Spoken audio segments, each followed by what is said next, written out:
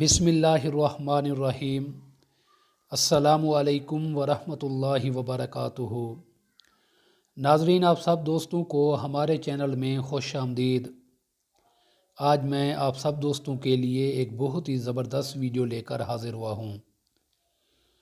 ناظرین، لوگوں کا میت کے بارے میں گواہی دینا کیسا ہے، اس سلسلے میں آپ کو آقا کریم صلی اللہ علیہ وآلہ وسلم کی بہت ہی پیاری حدیث مبارکہ سناؤں گا۔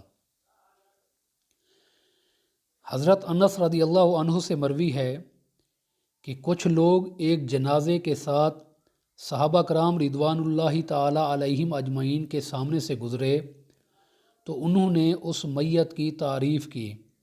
حضور نبی اکرم صلی اللہ علیہ وآلہ وسلم نے ارشاد فرمایا، واجب ہو گئی۔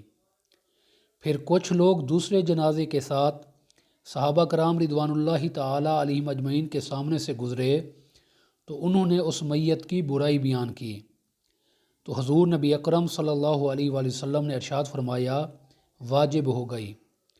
حضرت عمر بن خطاب رضی اللہ عنہ نے عرض کیا، یا رسول اللہ صلی اللہ علیہ وآلہ وسلم، کیا واجب ہو گئی؟